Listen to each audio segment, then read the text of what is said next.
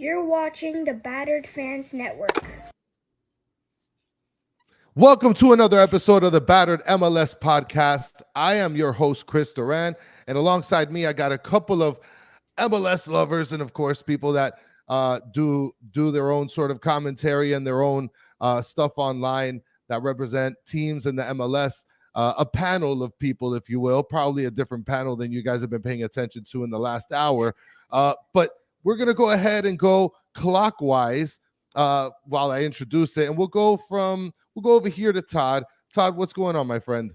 What's up, Chris? Glad to see you hosting the show tonight and not Danny, that fraud. So this is the main host. This is who everybody comes up to watch your show for. It's Chris, not Danny. And I know tonight's going to be our most viewed episode ever. It's because Danny's not here. So I'm glad to see you taking the reins, Chris. And hopefully this continues and we can keep Danny in Orlando. Yes, keep him in Orlando. Absolutely. He's dripped in purple right now as we speak. Eric, what's going on, my friend? This is the first time I get to interact with you. It is, yeah. I've had a good time the last couple times in the shows. I pretty much know everybody else but you. So, and you're the host, so that's kind of a odd proposition. But here we are. So, yes. I guess I'm again the only Western Conference guy here. So I'm gonna try to hold it down from the West, and we'll see how many. It's rivalry week. We'll see how many bad opinions come out on some of our rivals down here. Yeah, man. Yeah, it's gonna be a blast. Ty, what's going on? Chris, man, it's another day in paradise. How are you? Yeah, man, great. Of course. I mean, it's what is it? It's a Wednesday, right? I think we're on a Wednesday, right? I'm fucking Today's lost. a Tuesday. Today's a Tuesday. Look at that. I'm a disaster today. Jeff, what's going on, my friend? How's it going, Chris? Man, thanks for inviting me on. I mean, we had you at my podcast, Jersey Swap. Just greeting you from the actual paradise in Ohio. So thanks for having me on, man. That's wild. Shots. I love that. Look, we're going to get to a lot of stuff today. There's a lot of things that I kind of want to go ahead and go over. But before I do, Pace Hunters agreeing with you there, Todd, saying most viewed episode with Chris. Yeah, that's right. Yesterday, I do have to say something. Yesterday on the Battered Herons podcast, I totally forgot to talk about Messi for the most part. So for those of you who watched the Battered Herons yesterday, I'm sorry. Messi. Hopefully that makes up for it. And then we have Soccer Daddy says, Chris, have you seen Diego Gomez brace today? No, I haven't. I haven't seen Diego Gomez brace. I'm going to go ahead and I'm going to check that out a little bit later. But let's go ahead and get rolling. A couple of things that I kind of wanted to go over through. We had a couple games this past week, right? A couple of games during the international window. I'm going to go ahead and bring up this image of the games. Now, I just kind of want to go around and see what games you guys were checking out. I'll tell you right myself, I made the biggest mistake of checking out the St. Louis versus New England game. So that wasn't really fun. I wanted to see Indiana Vasilev, and he's awful. We'll go ahead and get started the other way. Jeff, what game were you paying attention to? I was paying attention to New England, St. Louis. Absolutely. One, the result of that, if New England lost, I can't remember. But the result of that depended, whatever happened on that, we would qualify because of that result. Second of all, I'm a New England guy originally. Before it was FC Cincinnati, it was New England Revs. They were trash. And I'm sorry, I love my guys there, but I had to get out of Dodge there. And then third of all, I wanted to see really what happened after that game with Caleb Porter blowing up and getting suspended for a game. It appealed to me a little bit there, and it reminded me of the Shush games from Hell is Real when he was a coach at Columbus. So that was the game I circled in red. Nice. Now, what about you, Todd? What's the game that you were paying attention to? I mean, Jeff, his team wasn't playing. Your team wasn't playing. What game were you paying attention to? Man, I'll be honest. Just went on cruise mode, just watching college football all weekend. So checking the score updates and everything. So yeah, I didn't watch any MLS this weekend. Oh, nice. Okay, took a little vacay. I get that. Okay, that's nice. Now you need it when you have so many Leagues Cup home games. So yes, you do. No, for sure. Now, Eric, I imagine the obvious answer for you is going to be the Houston versus LAFC game. Yeah, and that actually for us was a very interesting game because we had 6 guys out on international duty, including 4 wingers. So basically, we had no wings available, and then Jesus Murillo also picked up a knee injury, which there's been no announcement, but we suspect it's going to be a season ending. Our club is not very upfront with us about injury stuff. Like they kind of really don't talk about it at all.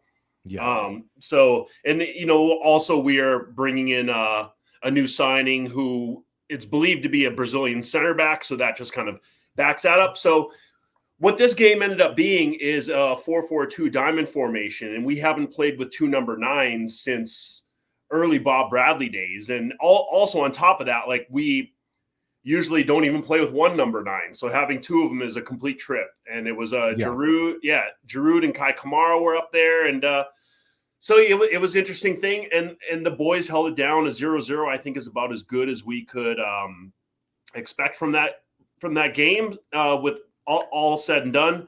The other game, of course, was Seattle and Columbus because 2 teams that have served us some pretty epic L's in our history. Seattle, we got to go all the way back to 2019. It's a team that I don't mind seeing lose all the time, but Columbus is kind of taking that new one. So watching that game for me as an LAFC fan that was kind of like, look at this. And that's it. I got to be honest. I was go. I got to be honest. I was really jealous because I did want to watch the Columbus game. I guess that'll assist me in going over to Ty. Ty, I imagine you were watching the Columbus game for sure. I didn't start watching that game at least for a little bit. I started watching that game at like the 30-something minute because I had a prior commitment that took up the good majority of the first half. What I will say is anybody who's talking about that game needs to put an asterisk next to it like they put an asterisk next to our 2020 MLS Cup. I'll tell you that right now. But on the flip side, I did watch the rest of that game. Romero, okay, man, right. like, is that guy, is he done? Is he done? I don't know. If anything, he'll get time with Crew 2, I guess. I don't know. It's so hard. He was an LAFC 2 guy. And I don't know if you know this, but he put an Instagram post up like 5 days before that game holding the League's Cup trophy. And It just said karma. Yeah. And we're just like, dude, like we've been cheering with you since you're in the academy. Like, like, where's this come from? And then this happens and he's, man, sometimes there's a lot that comes with being a pro athlete and your emotions, and it's like taking out in the fans is just like, it's such a lose-lose situation. His comment, go ahead, Ty. his comment afterwards to an LAFC fan he said he wasn't taking a dig at any LAFC fans. And it was more so of, he felt he got tossed to the side type thing. I got a DM from him about that too, because I posted, I was like, man, I'm disappointed. I cheered for you all this time. Like, I'm kind of disappointed with this, honestly. And but it's a hard thing. I mean, these are kids, but these are also pro athletes. And we all know that that's how it is. I mean, if you watch Moneyball, it's like same thing. Like 1 second, it's like, hey, come in here. Hey, sorry, man, we're shipping you off across the country. Like, pack up your locker, have a nice day, And one of the guys in ours, shout out Pookie Gomez. He's in our group, but he played for the Marlins for a little bit, and he would say, he'd have a coach say, hey, you love your team, or you love your family, you love your God, you like your team, because you never know where you're going to go if you're a professional. Like, you don't have that engagement that fans have, and so it's really it's like a third wall you really don't ever want to cross as a player. Now, I do want to kind of go over something because obviously you're mentioning asterisks, right, Ty? Now, Danny wanted me to put this in. Columbus crybabies, they're crying about the rules, right? Now, one thing I could tell you is this guy to me is Zawadzki is the man of the match. 100%. I want a player like Zawadzki, which I think Inter Miami has one in Robert Taylor, but like I don't care, right? He's a field player. I felt like he, I guess, performed as good as he can, right?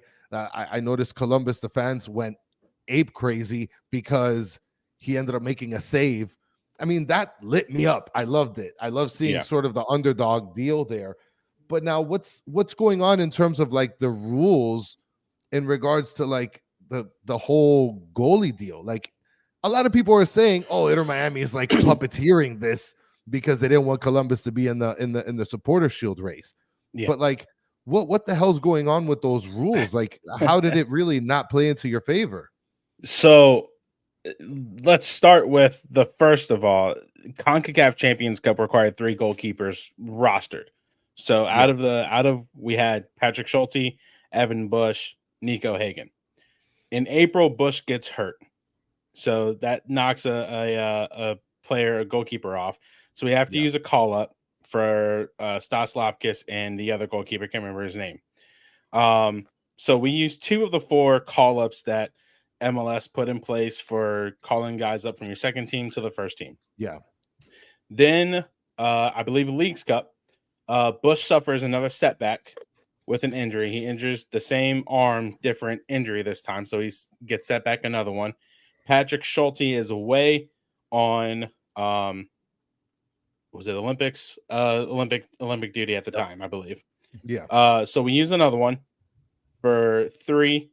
And then somehow, some way, I still have yet to get an answer. For the Leagues Cup showcase against Aston Villa, the friendly, we use another one as opposed to just keeping one. So we use another one. Not sure how or why it counted. Didn't ask if anybody had prior knowledge to it counting towards the 4th or not. So we use the 4th and okay, whatever.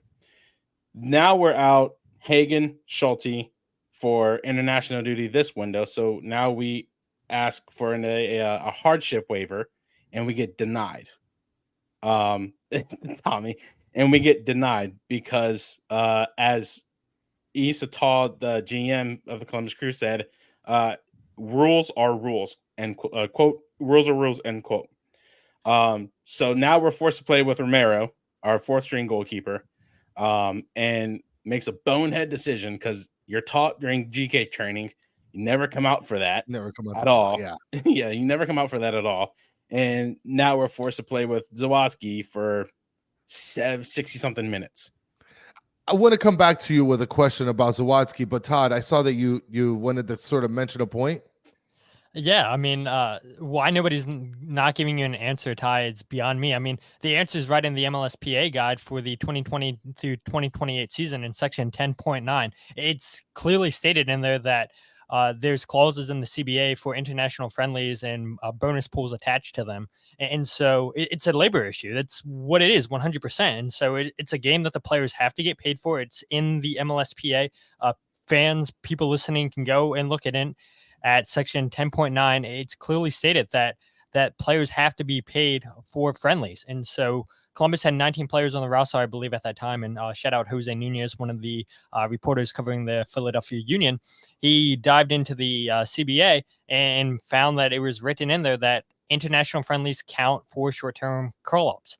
And so why nobody's not giving you that answer, I'm not sure why that is. But yeah, I see a lot of fans online upset over this when it's clearly stated in the MLSPA. The Players Association agreed to this. They wanted 4 short-term call-ups, and they agreed that international friendlies are going to count towards those call-ups because the players still need to get paid. And so from 2020 to 2026, any international friendlies, the players will get $75,000 total, and the players would split it amongst themselves. So those 19 players essentially got $4,000 for that friendly against Aston Villa. So now the question now remains is why was we had how many was it? We had 1 goalkeeper for this match against Seattle. So now the question remains is what specifics did Columbus not meet to not get a hardship waiver because we had rostered less than 2 goalkeepers, which is a stipulation to in the cases of extreme hardships, teams can get a waiver to call up a player from the reserve team.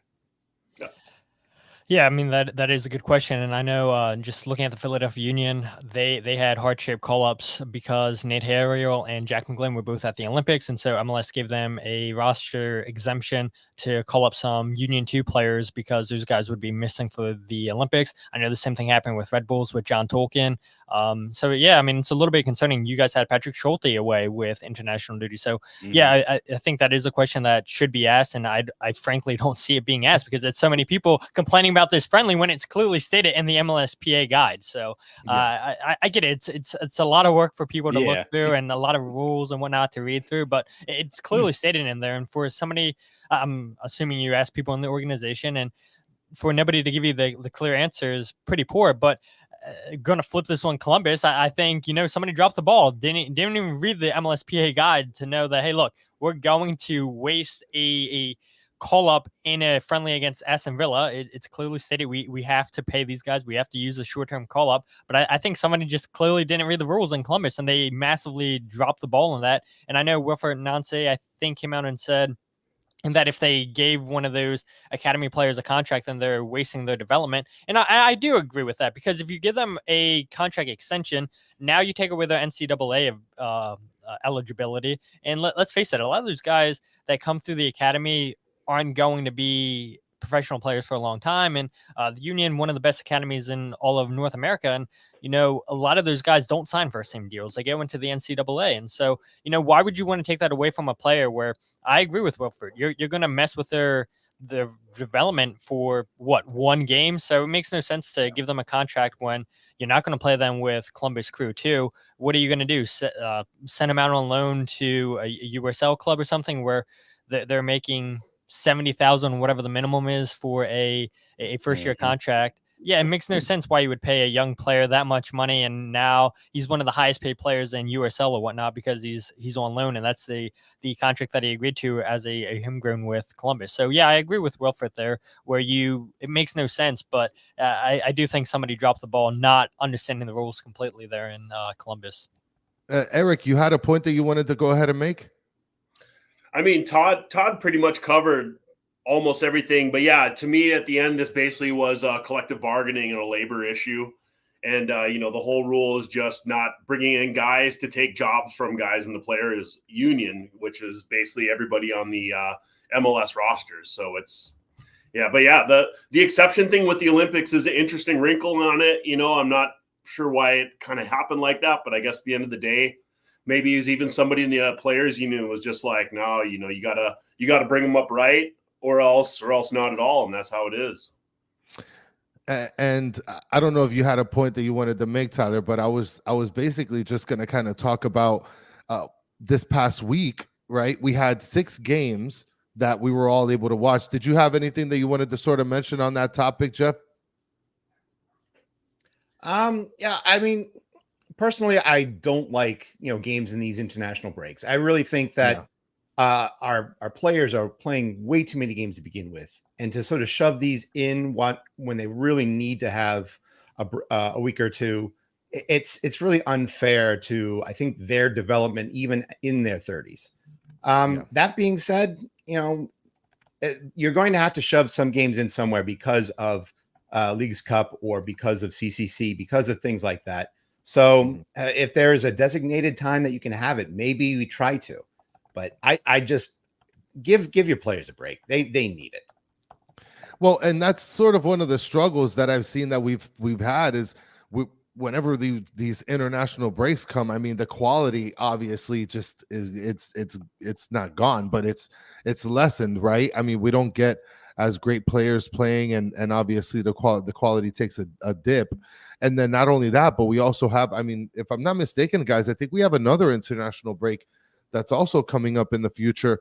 What are your thoughts in terms of why we're playing during this international break? Todd, if you have some thoughts on that. Yeah, in October, the second week of October, I believe it is, because the Union have Columbus, and then they go on the international break, then end the season with Cincinnati. That's right.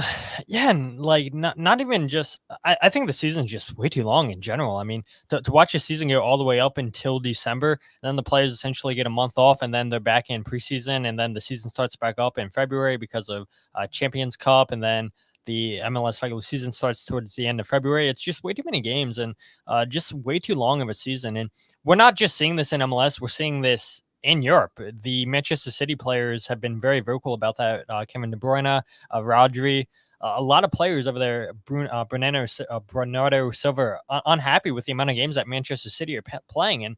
And it's a shame. And yeah, I get it. I mean, you look at players in Europe, they get a ton of high paid contracts, and a lot of that's due to sponsorships and everything. I totally get that. And, you get sponsorships because of playing more games and everything. And then the players are going to get higher salaries. I totally understand that. But at the same time, too, I do feel like these players, they would take a salary cut. And I'm speaking for them. I know that, but I think they would, if they could sacrifice playing less games, and they would give up money to take less games. Because let's look, a lot of these players playing in Europe, and now we're seeing in MLS, players are getting caught up to their countries too. And so it's not like, okay, MLS goes on a break. These players are still playing. And a lot of players, Damian Lillard, I'll use him for an example. The Union sold him to Saudi Arabia, and now he's leaving Saudi Arabia to go to Jamaica for international duty. I mean, that's a hell of a flight.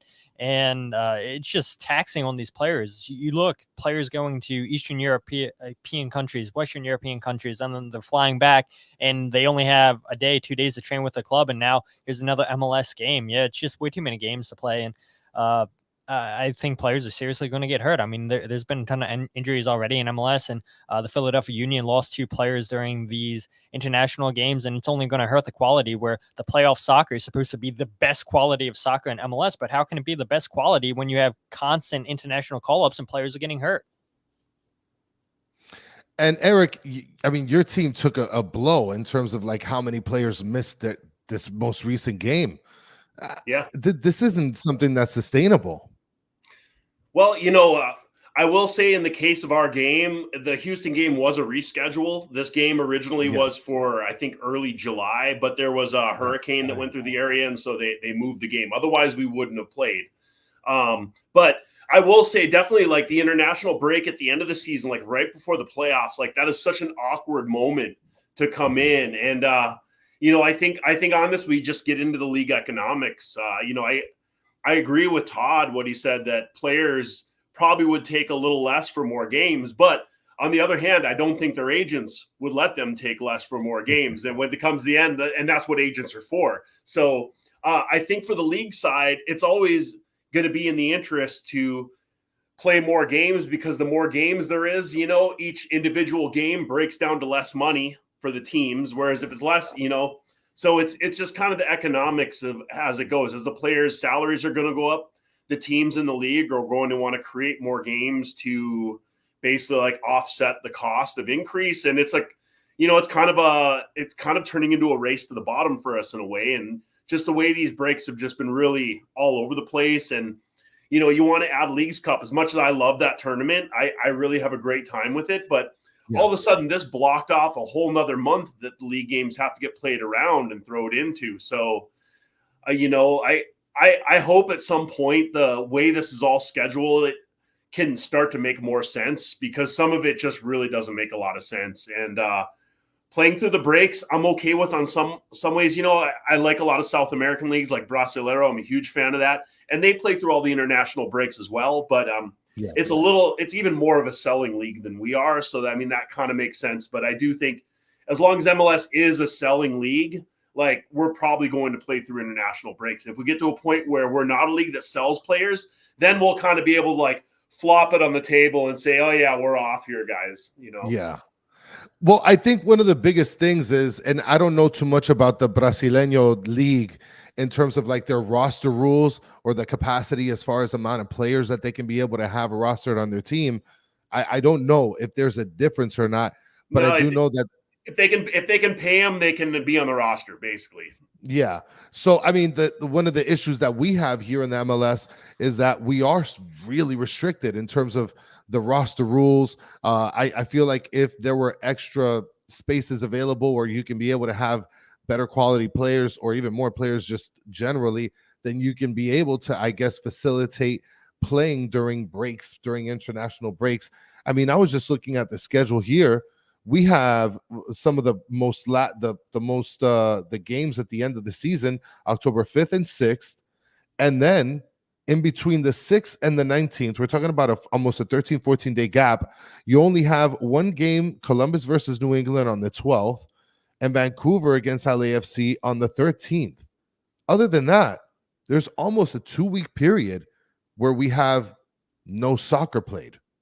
And then on top of that, go ahead. Ty, I don't know. I think for us, I think that Vancouver game is also a reschedule. I think that's a reschedule from Open Cup, but I didn't do the research. Ty, do you know that? Does that Columbus game sound like a reschedule for you as well? Which game? It's Columbus versus New England on October 12th. You guys are literally the only two teams, well, aside from New England and Vancouver, who are playing on the 12th and 13th in between the 6th and the 19th, which is about a 13-day gap in between games. So he was just wondering if the Columbus New England was a reschedule. Yes, that I was trying to pull up the crew schedule now. Yes, that is a rescheduled game from, I believe we were supposed to play during Leagues Cup, but because we had made it to the final, that Seattle match and that New England match were scheduled for or rescheduled games. Like this recent one against Seattle was a rescheduled game from, I think, sometime in July. And that New England game also, because we were supposed to play, I think we were supposed to play them almost back to back. Mm-hmm. So, well, I mean, yeah, that's definitely sounds correct. Yeah, I mean that's what it seems like, that they're reschedules, because we're talking about, like I said, a 2-week gap where there's legitimately no games other than those two. So, I mean, obviously, we have a lot of players that are going to be playing during that time. I mean, you're talking about maybe getting some of those players getting injured. You know, I mean, now you have Cucho. He's going to be playing for Colombia. I'm pretty sure he's going to bust his ass to be able to do well with them. No, he hasn't played. I mean, this window, he hasn't played a minute. He hasn't even made the bench for Colombia. Oof. Oh, yeah, that's the annoying goodness. thing too. When players get called up and they don't even get used by their their national teams. I mean, the Union have the same issue with Jesus Bueno, who got called up by Venezuela, didn't play in the first game, was on the bench in the second game. Ty Baribo didn't play the first game with Israel, and then apparently got hurt in training. And so we'll see. Jim Curtin will give us a update later in the week on his injury status. But yeah, I mean, it's a joke when these teams release players and they don't even play with their national teams, and especially when MLS is going to force these teams to play in the international break, they want to be at full strength. And so when they send these players away and they're not even playing, what's the point? You know, Tyler Miller ruined his LAFC career the same way. I think it was 2020. He got a call up the U.S. team, went there. He was gone for like 3 weeks, didn't play a single match with them, and came back and was a completely different goalkeeper than left, and ended up losing his job shortly after that. And not to mention, like, you know, looking at Copa America, Miles Robinson went onto that U.S. team and didn't play a single damn minute for the U.S. Wow. Granted, he went and played for the Olympics, but we really could have used him. We ended up losing, I think, to New England that week. We really could have used him on defense. Yeah, David Martinez went for Venezuela, and he didn't make the bench either game. And, you know, as I was just saying, we had to play with 2 number 9s because all of our wings were gone. If he would have stayed behind, he would have played, you know. But that's the thing. It's like these kids' dreams to play for their national team. And, you know, if they, I think, looked at the situation better, sometimes they realize staying with their club is going to get them better minutes than their national team, even though it's a dream. Every player except for Cucho has played at least a minute for their national team. Mo Farsi got a assist in his first start for Algeria today. Steven Moreira played 30 minutes for Cape Verde. Patrick Schulte started against Canada in Kansas City. Nico Hagen's the number 1 in Guatemala. Everybody has at least a minute under their belt. But Cucho gets called up, hasn't played a lick of a minute, hasn't made the bench at all. It makes absolutely zero sense why use these players if, as Todd said, if you're not going to use them. Yeah, that's absolutely awful. And then they come back. Outrageous comment by this guy. Who? Let me see. Rohan, let me see. Overrated. Rohan is saying Cucho's overrated. Duran clear. Ooh, I mean, I can't disagree. My last name is Duran, so like, Listen, that's what you get when Danny is not here. Okay, my last name is Duran, so yes, I'm gonna go with Duran. He is the clear, obvious. You know what? Danny's in the comments. It makes complete sense. It absolutely does make complete sense. I'm gonna block you if you comment one more time with some garbage like that. The conversation, Danny, that you and I had earlier, we're gonna have it at the end of the show, so stay tuned, buddy. I mean, he did make a little comment here. He's getting familiar with the coaching staff for the future. So I guess Danny thinks that he's gonna like propel himself into like Colombian victory 2-4 years from now. So I mean, that could be the case. But let's talk about a little something that's more positive on the pink side. Okay. Is the Supporter Shield race over?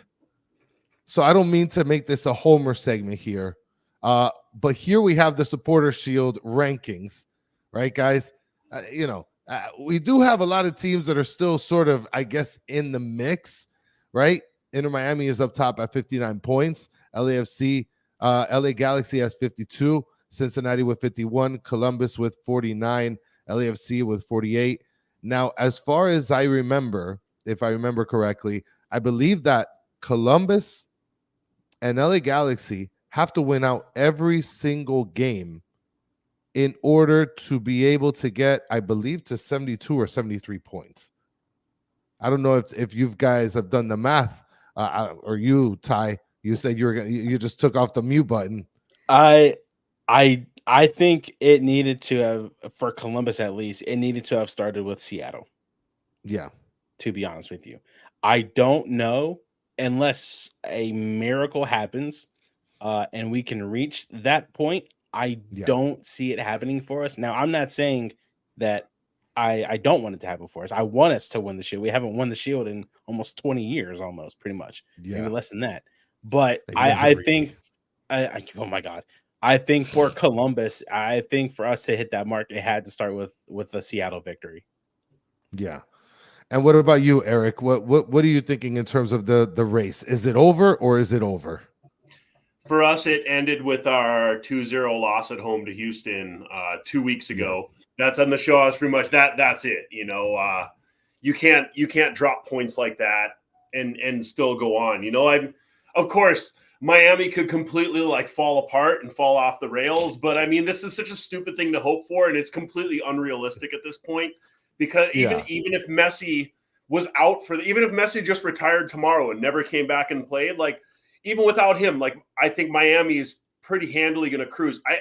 Other than Columbus Crew, I don't think the rest of your schedule is even really that imposing at this point of the season. So, I mean, it would be an epic collapse is about the only way anybody else has a chance. So for me, the Supporter Shield race is done. And I've said on our show right now, our focus has to be on winning the West, because that's where our next realistic goal is.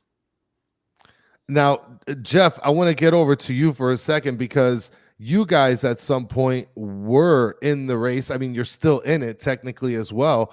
I don't know how many sort of games you would have to go undefeated, or if you would have to go undefeated in order to sort of stay within, I guess, the race. I mean, do you think that it's technically over, or do you think, I mean, obviously there's always a chance, right? It's very slim, but how do you think that your team fares in terms of the race? I think right now this is Vince Carter performing his dunk and then just going like this to the crowd. He knows it's over, but he's still got one more dunk left to do. Unfortunately, we can't determine that. We've already had our games against Miami. The 6-1 exclamation point was really nice. Yeah, but I believe that was sort of the mulligan in the rough there. It's over for us. And I think right now, the best thing we can do is to get ourselves healthy, button down a defense that can, stop bleeding goals and in some cases, red cards at bad times, and just get second place. Anything to keep ourselves ahead of the crowd. And then maybe in Orlando knocks off Miami from some bizarre method, and we're sitting pretty to go for the rest of the season with home games. Yeah. Now, I want to jump over to you, Todd, because Todd, I'm not going to lie. I've always mentioned this. Philadelphia always scares me, and we're playing them this Saturday. Philadelphia scares me, and just like you mentioned, Eric, Columbus does scare me a little bit as well. Those are the only two teams that I'm really concerned about within the next couple 7 games that we have. And obviously, Ty, you guys are sort of trying to claw to be able to get into, I guess, the 8th and 9th spot, because you guys aren't really far behind either. And you guys have sort of been moving and grooving a little bit better. Do you think that the race is over? Is it something that really technically doesn't matter? Yeah, so I tried to do the math while you guys were talking. So Miami just need 5 more wins, and they'll win the Shield. And so, I mean, you guys have Philadelphia, like you said, this weekend, then Atlanta, New York City, Charlotte, Columbus, Toronto, and then end the season with New England. So you need 4 wins, and then LA Galaxy are out of it. Then it becomes down to you and FC Cincinnati. So I do think the race is probably over, honestly, and especially when you look at this into Miami team, whether or not Messi plays or not, we'll see what happens this weekend. But I mean, Miami's shown that they can win without him. I mean, just looking over what Miami did when Messi was at Copa America, and then with the injury, that winning 8 of the last 9 games that Messi was gone, something like that. I'll have to look at the notes that I was preparing before we came on here. But yeah, it's super impressive that, so many people around the league say, Miami's Messi, but they've proven that, they're still a good quality team. They're winning without Messi. So I do think that the Supporters Shield is pretty much wrapped up. I don't see anybody coming close here. And what was the second part of that question? Scary? No, the second part. Philly? Yeah, I mean, listen, Philly still scares me. I don't care how inconsistent or consistent they are. And Philly, to be honest, I think that for sure Philadelphia is going to make the playoffs. I don't know if you guys are going to have great success in the playoffs, but I do think that you guys are going to make the playoffs. Well, I'll be curious to see what Jim Curtin says the injuries are to Ty Burrero, who's been on fire, 14 goals in his last 15 games for the Union. If he misses any significant time, it's over for the Union. Danley John Jock looks like he suffered a pretty serious ankle injury, one international duty with Haiti. He's one of the newest player they got from FC Metz. If he misses significant time, they've already sold Jose Martinez. That midfield got weaker.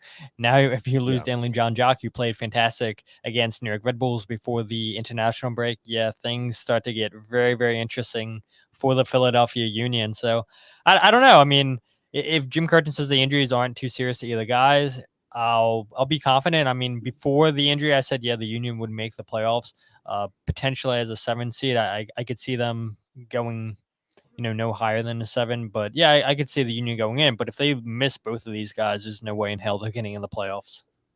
Might I just say, yes, Miami has a proven track of winning without Messi, but they couldn't beat Columbus after holding a 2-0 lead for 66 minutes. That's all I gotta say. That's going to be. Go ahead, Eric. If Columbus and Miami meet in the playoffs, man, that is going to be a spicy game. That's all I can say. Like, as a neutral, that's one of the games that I will probably have some friends over to watch that game, because that's going to be good, especially after that Leagues Cup, man. That's going to be blood right there. It'll be spicier because our spicy game was last year after we knocked out FC Cincinnati in the Eastern Conference Final. So. Yeah, you better hope that you get a little bit more of that magic. If you say you beat Inter Miami 3-2, that was in Columbus. Can you do that in Miami? Touche. I don't know if that's going to be possible, but this leads us into the upcoming games this week. And my oh my, do we have a couple slobber knockers coming up this week? There's a lot of teams that are going to be playing in terms of really big games, some 6-point swings that can possibly happen. One of the games that I kind of want to go over is the hell is real, right? We got Cincinnati playing against Columbus Crew, and that is going to be a hell of a game. That's going to be at 7:30 p.m. this Saturday. What are your thoughts in terms of the preparation, Jeff? What do you think is going to be the outcome in that game? Well, I'm just thankful that we've had this extra week so that all the guys that have been injured are now slowly getting themselves back to shape. It looks like Acosta is good to go. It looks like Assad is probably going to play a few minutes as well. the problem that we have is that Miles Robinson and Ian Murphy, two of our steadfast backs, are out for this game because of yellow card. You're depending on Chidozie Awaziem, who we got mid-season, and Kip Keller. I don't know. I'm scratching my head in terms of what Pat Noonan's going to put together for this back line, but I still feel confident. And we had some magic going into Columbus before. We can do it again. Yeah. And what are your thoughts on that, Ty? What do you think? I mean, obviously this is a big rivalry, right? And you guys are sort of you've been doing pretty decently, other than the last blaster that you've had, the 0-4 game. What are your sort of expectations? I think Jeff answered my biggest question. Is it was Acosta going to be ready for this game? I think that's the biggest problem. And that's a thorn in Columbus's side, is just how good Lucho Acosta is. I mean, he's probably one of the best, if not the best 10 in the league, excluding Messi, because Messi's in his own category. But I think with Columbus getting everybody back, we're going to have a full strength team. We're going to have our keepers back. We won't have to deal with this keeper bullshit anymore. But I think the biggest thing is TQL has given us some problems, in the past, except for last year's conference final. It's a very hostile environment. We have shown that we can win, but we also can tie or lose there. I think the biggest one is, can Columbus just kind of get that mojo, that magic back after seeing that 4-0 loss to Seattle? Can they just get it back and kind of push towards winning out the season, or leaping Cincinnati for second place? Because I wouldn't want to see Cincinnati in the second round if that's what it comes to. And same thing with us. We wouldn't want to see you guys in the second round either. Yeah, we got lucky, I think, this season, but we performed well in Columbus. Mm-hmm. We have not had a very good history of performances at lower.com. So anytime that we can flip it and bring it back to Cincinnati for the playoffs, that's a bonus for us. Oh yeah, for sure. And Eric, also we got El Tráfico coming up, right? LAFC versus LA Galaxy. That's going to be a 10:30 game. Hopefully I'll be able to kind of watch that as well. I mean, that's a huge game. Yeah, I mean, there hasn't been too many, if any, dull moments in this rivalry. It's I think geographically it's the closest proximity of two teams. I mean, maybe the New Yorks are a little different, but man, I will say that this rivalry in Los Angeles hits a little different than anything else. And there's a lot of animosity with the fans. And,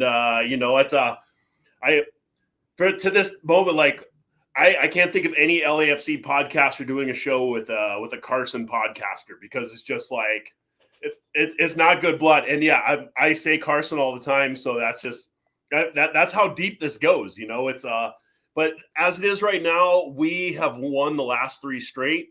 You have to go all the way back to the July 4th at the Rose Bowl last year for us to have lost to them. With this one coming up, it's going to be interesting. Joseph Pantsil is out on yellow card accumulation, so that's a huge loss for them. I imagine he's going to be replaced with Marco Royce. As it's been going this year, the battles have been Ricky Puig versus Ilie Sanchez, and Ilie Sanchez has pretty much stopped Puig all year, which is why we're three wins in a row here on them. And so we got to keep it to 4 in a row, because as I said, I think this is a 6-point game, and we're battling it out for the top of the West right now. So I think the winner of this game is going to win the West. If we happen to draw, then the West, we're still going to keep going. But basically, I mean, we're neck and neck. It's going to be a dogfight. And this one's down in Carson, so it should be a big match. So Real Salt Lake doesn't put any fear in your heart? No. That's all I got. No. Yeah, that's it. Now, Todd.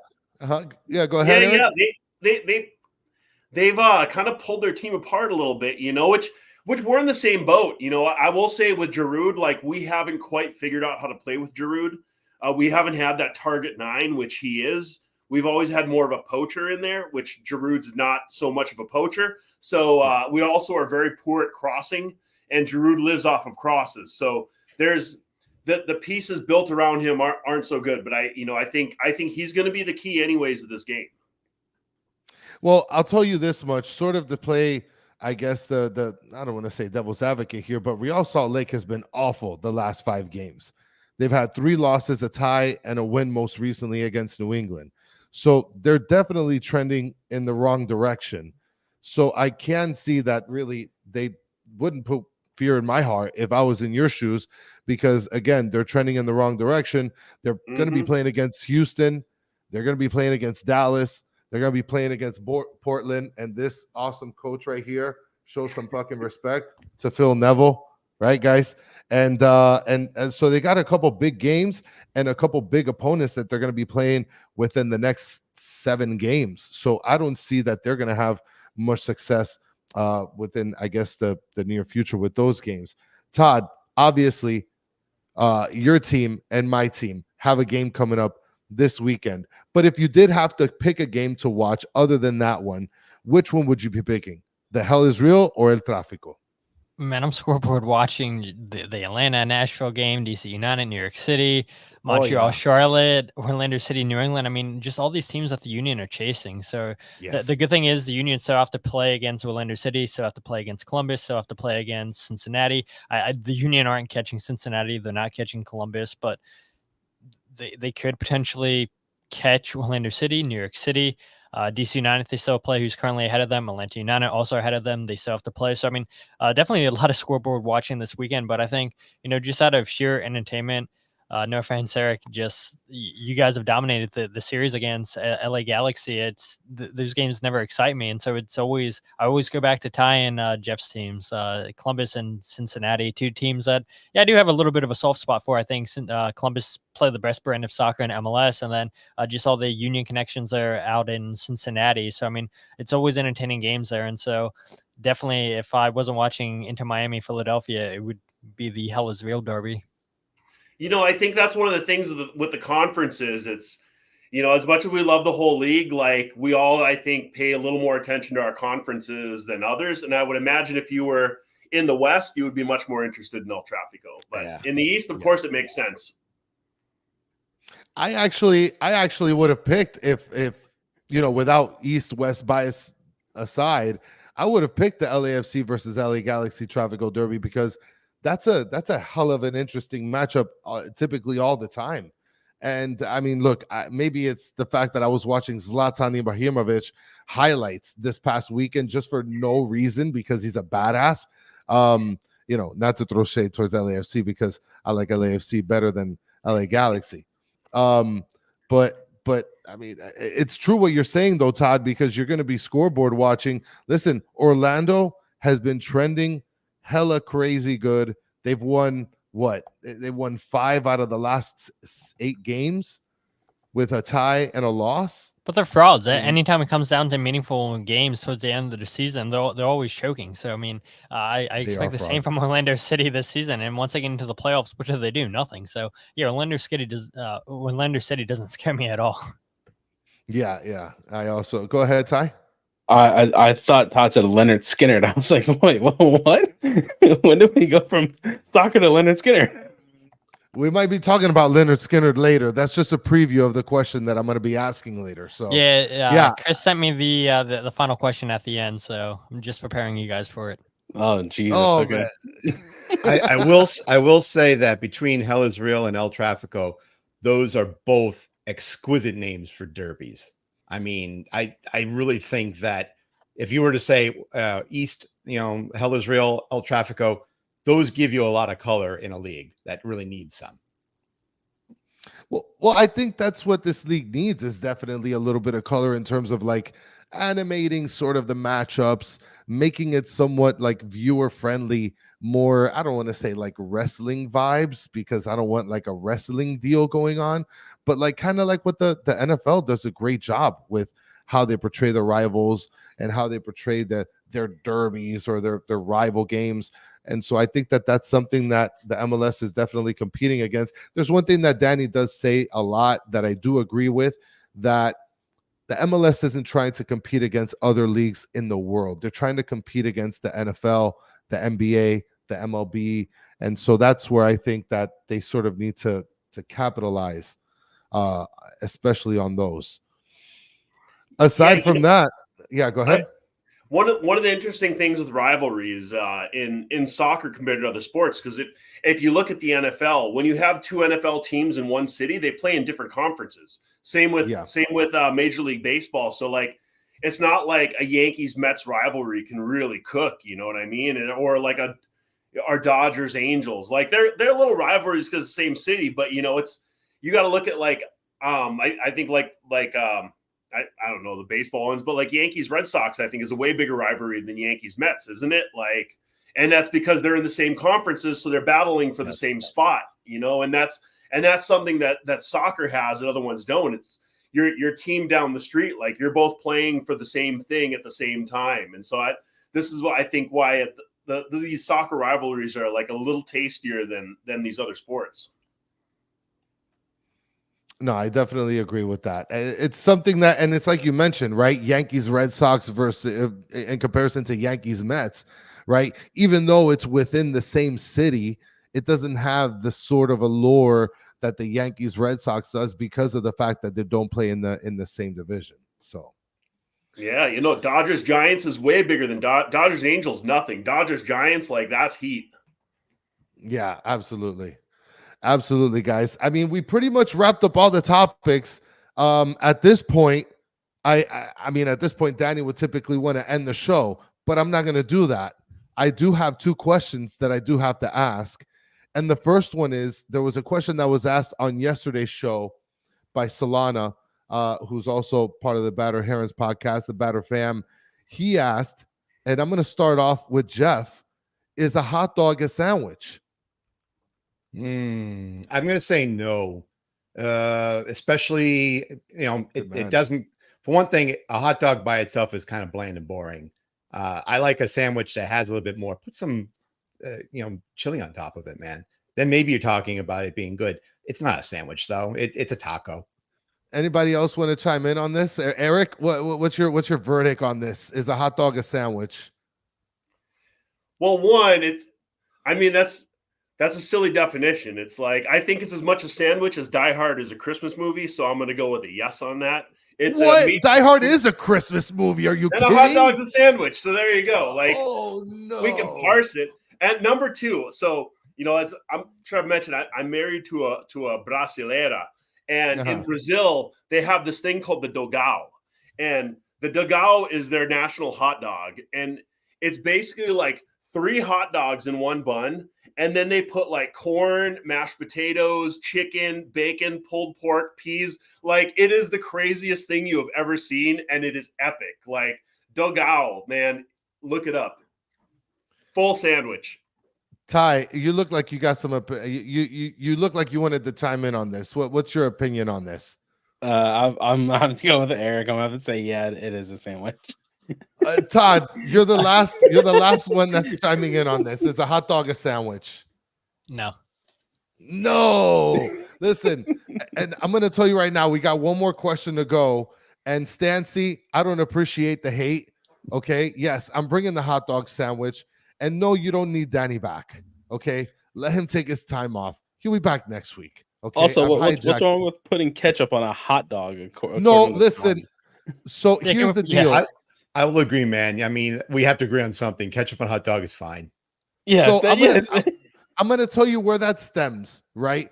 I flew to Chicago, and in the airport, they have a sign that literally says it is illegal to put ketchup on a hot dog in Chicago.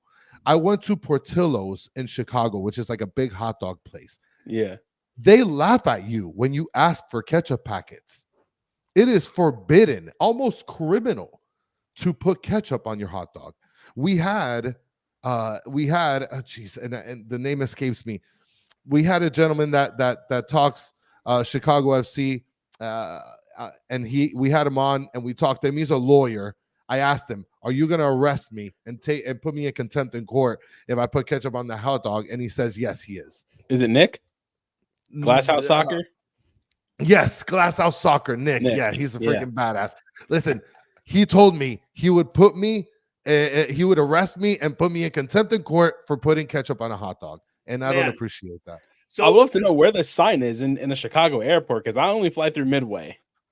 I'm gonna What? I'm gonna put it on Twitter and you'll see it. Go ahead, Eric. Okay.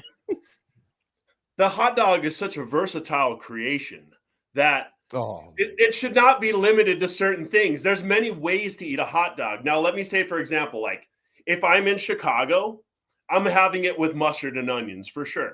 If I'm in LA at a bar and I'm eating a LA street dog and the LA street dogs are wrapped in bacon and they come with fried jalapenos and onions, I'm putting mayo, mustard, and ketchup on that as well. Yeah. If I'm in Michigan, I'm eating a Flint dog with their chili on it. I'll put a little cheese and onion, but I'm not putting mustard or anything else on it. So yeah. it really depends. Like there's different styles to do a hot dog, but I think you should keep it in the parameters of that style. Who puts barbecue sauce on a hot dog? Yeah, no, that we're ending the conversation. We're ending the conversation right there, Mike V. Ketchup, mustard, and mayo and barbecue sauce on a hot dog. Barbecue sauce on a hot dog, Mike V. Absolute doing? travesty. That's a sauce taco. That's not. That is a not a sauce hot dog. taco. Look what Where's we, that? yeah, exactly. Look what Tommy's calls us to debate. I feel like this is the longest debate we've had all night with the topics we've talked about a stupid hot dog. Come on. Hey, listen, and there's one more question left. Oh, Danny geez. and I were arguing, and he's been listening to the Bee Gees. No, I mean, I'm sorry, the Beatles a lot recently. And I told him I think the Beatles are fucking overrated. So my question is, yes or no, are the Beatles overrated? I'll go first. I think they're better solo than they are as a band. Ooh, that's a hot Ooh. take. That's a hot take. I mean, listen, you're not wrong there, Todd. Anybody else want to chime in on that? I know that you mentioned Leonard Skinner, Ty, but I'll wait for you. Eric, go ahead. Overrated, yes or no? No, and I'm not a Beatles fan. I'll just start out with this. But I love music. I've played music most of my life. And the thing is with the Beatles, if you look at when they started with like I Want to Hold Your Hand and you look at what music was like, it was the classic like 8-bar blues rock and roll, like Buddy Holly and all that. And then you go to like what they did with like, Yellow Submarine, like the Beatles they changed music, whether you like them or not. The influence they had on music moving forward is undeniable, and they completely changed rock and roll by their mere existence. I just feel like when they're competing against people like the Four Seasons, then they stand out. I think an interesting comparison really is the Rolling Stones, which were like a similar time. And I think a lot of people like one or the other. Like I much more like the Rolling Stones, but like my wife loves the Beatles, so like I can appreciate and understand what they did, but it's like it's not really my jam. I don't bump it by myself, but I appreciate what they did. Well, Stancy's saying thank you, Eric. At least someone is educated. Ty, you can jump in on your opinion in terms of the Beatles. I kind of lean towards what Todd said, honestly. Yeah, not really. No, I mean, I think they kind of are. Just because I think everywhere I go, I just hear something either being talked about the Beatles or a Beatles song playing. Now, I can agree with Eric. I appreciate what they've done with music, but I think everybody's better solo than they are as a group. That's what I was telling Danny a little bit earlier, is the fact that, yes, a solo, first of all, together, they made a ton of hits. Right. Yeah. And songs that you hear in commercials and all that stuff. But like solo, they also were able to make great music as well. Jeff, I don't know if you have an opinion on the Beatles, but what do you think? Overrated, yes or no? I think you can break this up into little pieces. I think when they first came out, they were overrated because you couldn't distinguish one from the other. I couldn't tell George from Ringo, from Paul, from John, to be honest. And I'll also say when they went solo, I kind of think they're a little overrated there too. Paul's had some good songs, but there's nothing that really sticks out for me. I think that they were best when they were recording music as four entities trying to perform and become their own solo person. Like I really one of the best songs from them, Helter Skelter, blows my mind all the time. And that was when you really started to hear a band trying to individualize themselves within the confines of the band. Yeah. That's a very, very solid take right there, Jeff. I definitely appreciate that. This conversation went a lot better than I anticipated because Danny was afraid that I was going to step into rooms with people that didn't know anything about the Beatles. So, and then obviously everybody decides to start destroying me, especially with Tommy leading with his pitchfork, saying that I prefer 98 Degrees, Hanson, Creed, and Nickelback. First of all, I do like Nickelback. It's great pool hall music. Okay. I love playing billiards with Nickelback in the background. And then Nickelback, obviously, from Mike V. Guys, you guys are a mess. You guys are a mess. We're going to have to scrap a little bit here. 98 Degrees is a Cincinnati band. You know, we're going to have to, put fisticuffs here. Yeah. Yeah. I'm down to scrap it out. You guys in the comments are a disaster right now. All right, guys. So that's the end of the show. We're going to wrap it up. But before we do, I want to thank you all for hanging out with me, and go ahead and let everybody know where they can be able to find you. Let's go ahead and start with my boy, Eric. Yeah, you can find me on Twitter, EricVOBG, and I'm in the Voices of Black and Gold podcast. We are live every Monday at 7 p.m. Pacific Standard Time, 10 o'clock Eastern Time, 9 o'clock Central Time, and 8 o'clock Mountain Time, because this is a worldwide show, baby. Yes. Ty, where can people be able to find you? So I'm the host of the Wise Men Say podcast, Columbus podcast centric. You guys can watch us on our YouTube channel every Tuesday at 7 o'clock. Or if you guys like reading stuff, you guys can find my work in massivereport.com or follow me on Twitter at fishoftyler__. All right. Before I get to you, Jeff, I just want to go over something here. The dudes, Abides, you haven't obviously watched all of our episodes. I hate the Backstreet Boys. It's NSYNC for life. I'm on the NSYNC side of the fence when it comes to the boy bands. All right, moving on. Jeff, where can everybody be able to find your stuff? You can find us. It's almost impossible to spell my name right, so don't look for that. Look for Cincy Soccer Talk or go to CincinnatiSoccerTalk.com. I run the Jersey Swap podcast. Usually comes out Thursdays or Fridays. We try to get the opposite side, their view of the upcoming match, and we just shoot things that way. So I prefer that way. You find us that way. And one thing I want to mention here, Daniel Solana is saying, don't bring up hot dogs. Solana, it's too late, brother. Too late. We're already there, and we're committed, and it's done. All right. And last but not least, Todd the God, let everybody know where they can be able to find you. Yeah, you can check out the podcast wherever you get your podcasts, The Free Kick. Check out the Free Kick on Twitter, Instagram by searching at Free Kick Pod.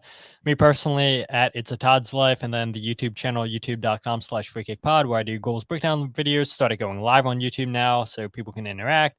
And then you can check out my writing and everything else in one place, thefreekick.substack.com. Listen, I love how the show panned out today, and Mike V is calling me saying Chris likes Enigma. Enigma is not bad music. Isn't that like that whole like do do do? All right, I'm not even going to try to sing on this podcast because then this is definitely going to be a disaster. So, guys, for those of you in the chat, you guys know where you can be able to find everybody. Listen, for those of you that are listening on audio, thank you guys so much for your patience. And we tried to have a little bit of fun on the show, talked a little bit about the MLS, everything that's going on. Guys, if you're listening on any sort of audio, I guess Napster, Spotify, iPhone, iTunes, on your iPad, whatever the case is, guys, put a comment and say, Danny, the Beatles suck. And do a like, whatever it is that you do there. And guys, for those of you that are watching right now on YouTube, it's literally free $99 to take your thumb that you've been scrolling on your phone with and just press that thumb that's right there. Press the like button. It's free $99. Cost you nothing. For those of you that are in the chat, guys, you guys are definitely the best part of the show. Listen, you guys are amazing. Solana saying 10 p.m. Battered Herons preview show. Yes, tomorrow we will be having the preview show for Inter Miami at 10 o'clock, right after I join Todd the God at 9 o'clock. So, guys, don't make sure to catch us on there. Listen, It's been a fucking blast with you guys. Much appreciated for all of your time. Thank you guys for taking the time to hang out with me and with everybody in the chat. Much appreciated. And guys, for the Better MLS podcast, until the next one, have a good one. I like you better than Danny. Yeah. Agreed. Fuck that.